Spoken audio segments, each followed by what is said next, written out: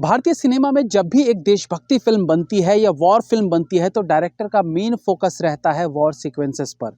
Actor के bravery scenes पर समय दिया जाता है, पैट्रियोटिक सॉन्ग्स को महत्व दिया जाता है। Of course emotional angles film के लिए ज़रूरी स्तंभ होते हैं एंड आई एग्री कि इन सब के बिना फिल्म में ड्रामा इमोशंस नहीं लाया जा सकता। बट पैट्रियोटिक फिल्म जो कि सच्ची घटना पर बनाई जाती है उसमें केवल उस घटना को दिखाना भर मेकर्स की जिम्मेदारी नहीं होनी चाहिए, क्योंकि इन वॉर्स की कहानियां केवल वॉर तक सीमित नहीं होती। युद्ध खत्म होने के बाद के सोल्जर की लाइफ भी सवालों, यादों और विवादों के बीच तैर रही होती है। एटलीस्ट कुछ ऐसे सोल्जर्स की कहानी तो है जिन पर युद्ध के बाद भी फोकस किया जाना चाहिए, और ऐसे ही दो सोल्जर्स की कहानी है ये फिल्म, जहां युद्ध से पहले और काफी बाद तक की कहानी को फिल्म का हिस्सा बनाकर दर्शकों के सामने प्रस्तुत किया गया है। इसी फिल्म पर आज की चर्चा रहेगी। फिल्म का नाम है स्काई फोर्स।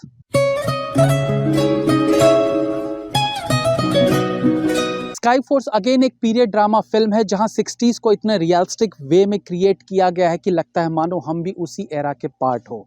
एक फिल्म के लिखे जाने से लेकर उसके रिलीज किए जाने तक कहानी वैसी नहीं रह जाती जैसी पेपर पर लिखी होती है, बट अगर राइटिंग से लेकर shoot, acting, direction, cinematography, VFX, music सब नपा तुला हो और डायरेक्टर की इमेजिनेशन पर खरी उतर रही हो तो समझो एक अच्छी फिल्म लैंड करने वाली है। स्काई फोर्स की कहानी सच्ची घटना पर आधारित है। ऐसे में डायरेक्टर का विजन, उसकी सोच तय करती है कि फिल्म आज के मॉडर्न लुक में कितनी इफेक्टिव लग सकती है। And I will have to say कि संदीप केवलानी और अभिषेक अनिल कपूर की डायरेक्टर जोड़ी ये कर पाने में पूरी तरह से कामयाब रहे हैं। फिल्म 1971 से शुरू होती है और फिर 1965 के सरगोधा अटैक को फ्लैशबैक में दिखाने का काम करती है। 1971 में जब एक पाकिस्तानी पायलट को भारत में पकड़ा जाता है तो उससे पूछताछ की जिम्मेदारी मिलती है एयरफोर्स के ग्रुप कैप्टन के.ओ. आहूजा को, जिसे निभाया है अक्षय कुमार ने। पाकिस्तानी पायलट के किरदार को शरद केलकर निभाते दिखाई पड़ते हैं। इसी पूछताछ में कैप्टन के.ओ. आहूजा को पता चलता है कि इस पाकिस्तानी पायलट अहमद को पाकिस्तान में एक इंडियन एयरफोर्स ऑफिसर को मारने के लिए अवार्ड दिया गया था, और इसी के तुरंत बाद कहानी फ्लैशबैक यानी 1965 में पहुंच जाती है, जहां squadron wing commander KO. Ahuja यानी अक्षय कुमार आदमपुर एयर बेस पर अपनी टीम के साथ बेस्ड है, जिनमें से एक टीम मेंबर हैं टी विजया, जिसे निभाया है वीर पहाड़िया ने, एक निर्भीक, साहसी, शार्प और देशभक्त पायलट। ऑफ कोर्स ये कहानी बेस्ड है सरगोधा अटैक पर, जहां पाकिस्तान द्वारा अटैक किए जाने का जवाब भारतीय एयरफोर्स ने उनके एरिया में घुसकर दिया था, जिसे पहला एयर स्ट्राइक भी कहा जाता है। इसी मिशन के दौरान टी विजया मिसिंग हो जाते हैं और फिर उन्हें ढूंढने, सम्मान दिलाने की कहानी कहती है फिल्म स्काई फोर्स।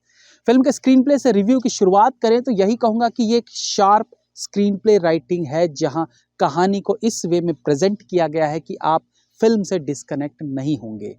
एयरफोर्स के नियम कानून जिसे जानना आम लोगों के लिए बोरिंग हो सकता है, उसे इफेक्टिव वे में दिखाना, एयरबेस कैंप्स को क्रिएटिव और इफेक्टिव वे में दिखाना, संवाद, कैमरा एंगल्स, दृश्यों के डिमांड के हिसाब से उसे क्रिएट करने के लिए समय का चुनाव, मतलब सुबह, दिन या शाम, रात, सिनेमेटोग्राफी इत्यादि सब इस प्रकार से स्क्रीन प्ले के हिसाब से क्रिएट किया गया है कि फिल्म आपके साथ जुड़ी रहती है, या यूं कहिए आप फिल्म के साथ जुड़े रहेंगे। इंडियन एयरफोर्स पर बनी फिल्मों में शायद ये एक ऐसी फिल्म है जिसे सिनेमेटिकली बहुत खूबसूरत तरीके से दिखाया गया है, और केवल एयरफोर्स या वो सरगोधा युद्ध फिल्म का की पॉइंट नहीं है, बल्कि अक्षय कुमार द्वारा अपने ऑफिसर के लिए न्याय दिलाने की जो जर्नी है उसे इतने बेहतरीन और ड्रामेटिक इमोशनल एंगल से प्रेजेंट किया गया है कि कई मौक़ों पर आंखें नम होने लगती है, या फिर कई मौक़ों पर तो डेफिनेटली नम आंखों से आंसू बाहर आ भी जाते हैं। एक्टिंग की बात करें तो अक्षय कुमार को एक समय पर खिलाड़ी का तमगा दिया गया था, जो उनका करियर में उनके नाम के साथ हमेशा जुड़ा रहता है, लेकिन समय के साथ उन्होंने एक्टिंग के वो पैतरे दिखाने शुरू किए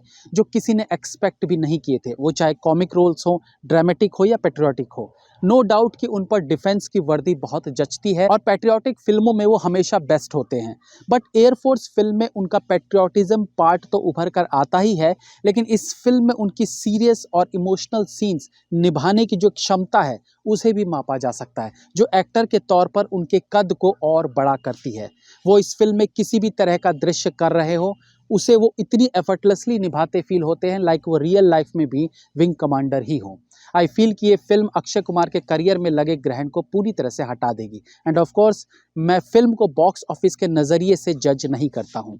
वहीं इस फिल्म से डेब्यू करने वाले एक्टर वीर पहाड़िया की बात करें तो एक एयरफोर्स पायलट के तौर पर वो संतुष्ट करने में कामयाब रहते हैं। किसी भी एक्टर के लिए उसकी पहली फिल्म खास तो होती ही है, लेकिन उसके टैलेंट की असल परीक्षा भी उसी फिल्म में देखी जाती है, क्योंकि पहली फिल्म में हर कलाकार को एक्टिंग से अलग मेंटली, फिजिकली अनेकों तरह की चुनौतियों का सामना करना पड़ता है।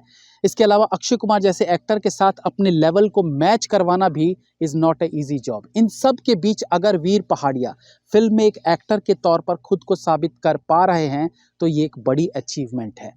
उन्हें देखकर लगता है कि उन्होंने एक्टिंग सीखने में समय और मेहनत दोनों दिया है, जो कि उनके वॉक्स, उनकी डायलॉग डिलीवरी या इवन रोमांटिक सीन्स में भी झलकती है। वीर आज का लड़का है, ऐसे में एक पीरियड ड्रामा फिल्म में 60s के एक किरदार को निभाना, और वो भी जो एयरफोर्स में हो, ये आसान नहीं रहा होगा, क्योंकि एयरफोर्स ऑफिसर्स का व्यक्तित्व आम लोगों से अलग होता है। ऐसे में इस किरदार में एयरफोर्स का डिसिप्लिन दिखाने के साथ साथ उसे 60s का एक मॉडर्न लुक भी देना था, जिसमें वीर ने बेहतरीन काम किया है। एक रियल किरदार को प्ले करना फिक्शनल कैरेक्टर को प्ले करने जितना आसान नहीं रहता, क्योंकि फिक्शनल कैरेक्टर हो तो एक्टर को अपने अनुसार किरदार को निभाने की फ्रीडम रहती है। मीन्स वो उसमें अपनी तरफ से कुछ घटा बढ़ा सकता है, बट असल किरदार को निभाने में ऐसा नहीं किया जा सकता। तो इसलिए भी वीर की इंपॉर्टेंस बढ़ जाती है। इनके अलावा निमृत कौर और सारा अली खान भी अपने सीमित रोल में अपना बेस्ट दे जाती हैं। फिल्म के एक्शन सीन्स की बात करें तो एरियल सीक्वेंसेस, आकाश में दिखाया गया एक्शन प्रभावित करता है। Cinematographer SK. रविचंद्रन का इसमें बेहतरीन काम देखने को मिलता है। फिल्म का वीएफएक्स पार्ट भी संतुष्टि देता है। वहीं म्यूजिक की बात करें तो यहाँ भी ये फिल्म अपनी पकड़ बनाए रखती है। बी प्राक का माय गीत तो इमोशन को बाहर निकालने में कामयाब रहेंगी ही, बट लता मंगेशकर जी के गीत ऐ मेरे वतन के लोगों को जिस तरीके से दृश्यों में पिरोया गया है, वो एक अलग अनुभूति देता है।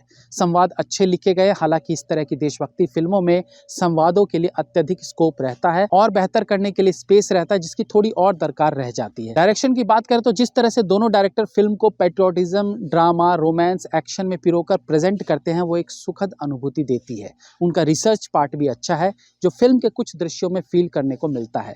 कुछ छोटी मोटी खामियां फिल्म को खास इफेक्ट नहीं कर रही हैं, उन्हें छोड़ दें तो उनके काम की सराहना की जानी चाहिए। ओवरऑल ये फिल्म सेटिस्फाई करती है, देशभक्ति का जज्बा लाती है, बिना किसी तरह के वल्गर सीन्स को ऐड किए।